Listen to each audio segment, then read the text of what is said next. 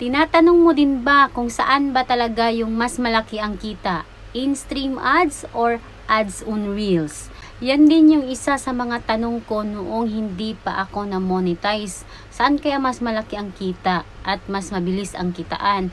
Ngayon guys, na-experience ko na ganito pala yung kita ko ng 10 days. I-share ko din sa inyo guys kasi alam ko maraming mga baguhan dito sa aking page para meron din kayong idea, 'di ba?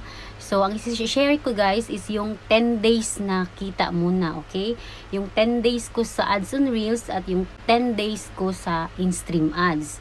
Habang nanonood ako ng mga tutorial ng iba guys, sinasabi talaga ng big content creator, ibang mga creators na mas malaki ang kitaan ng in-stream ads. Kasi nga, mas mahaba yung video nandoon at mas maraming ads ang pwedeng ilagay. Whereas sa ads on Reels is hanggang 90 seconds lang siya. Alam naman natin na kapag may ads, may earnings po tayo.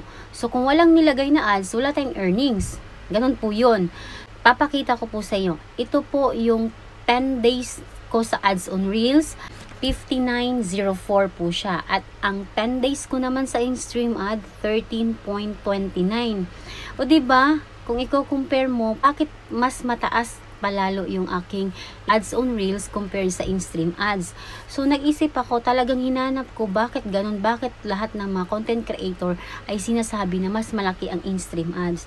Ngayon, naghanap ako ng bawat video ko doon sa Reels at video ko doon sa in-stream ads na same po sila ng views. Ito, ipapakita ko po sa inyo. Ito yung video ko ng ads on Reels na 22k. At ito naman yung video ko sa in-stream ads na 22k din. Ngayon, ang kita po ng 22k sa ads on Reel ay 195.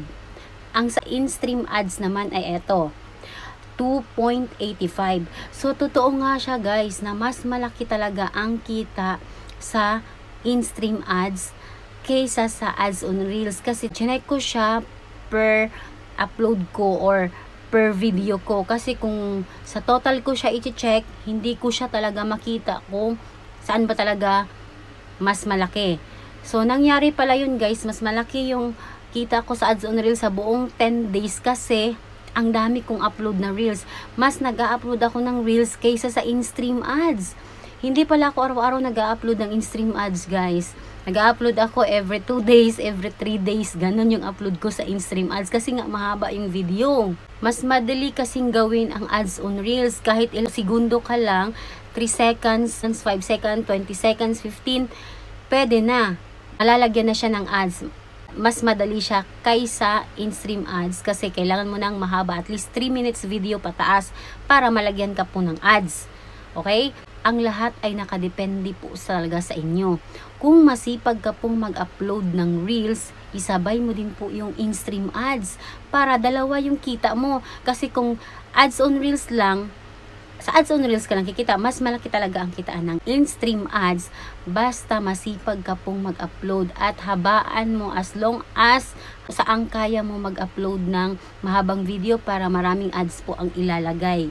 More videos, more earning. Kaya tiyaga talaga ang kailangan dito. Kaya kayo, kung hindi pa kayo monetize, huwag kayong magmadali. Diyos ko Lord, ang totoong laban, nandito na pag monetize kayo, nandito na yung stress, nandito na yung pressure kasi kailangan mong maghabol, kailangan, syempre nakikita mo earnings mo, yung kikitain mo, kaya nagpe-pressure ka na gumawa ng mga video, baka yan na po yung dahilan na hindi ka na makapagsaing.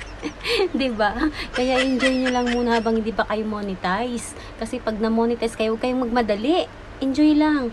Pag na-monetize na kayo, paghandaan nyo yan. Okay guys, sana may natunan. Please like and share this video and follow mo ko for more tips and tutorial. Thank you so much. God bless.